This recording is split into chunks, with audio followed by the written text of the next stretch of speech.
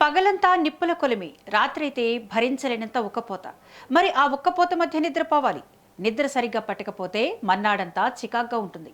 ఇక ఇదే కంటిన్యూ అయితే మాత్రం ఆరోగ్యం దెబ్బతీస్తుంది.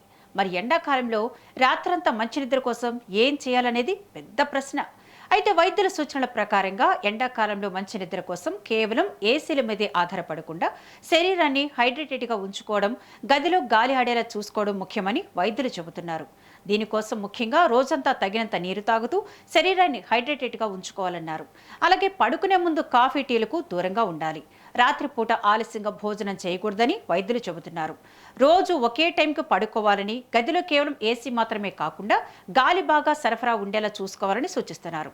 అయితే ఎండాకాలంలో ఉక్కపోత కారణంగా అప్పుడప్పుడు నిద్ర పట్టకపోవడం సహజమే. కానీ నిరంతరాయంగా నిద్రలేమి వేధిస్తున్నా, విపరీతమైన గురక వస్తున్నా, పగటిపూట విపరీతంగా నిద్ర వస్తున్నా లేదా శ్వాస తీసుకోవడంలో ఇబ్బంది ఉంటే వెంటనే వైద్యులను సంప్రదించాలి. ఎందుకంటే ఎండ తీవ్రత వల్ల అంతకుముందు మీలో బయటపడని స్లీప్ అప్నియా లేదా శ్వాసకోశ, గుండె సంబంధిత సమస్యలు బయటపడే అవకాశం ఉందని వైద్యులు హెచ్చరిస్తున్నారు. అయితే ఎండాకాలంలో నిద్రలేమి సమస్య లేకుండా చూసుకోవాలి. లేకపోతే ఆరోగ్యంపై అది తీవ్ర ప్రభావాన్ని చూపిస్తుందని నిపుణులు చెబుతున్నారు.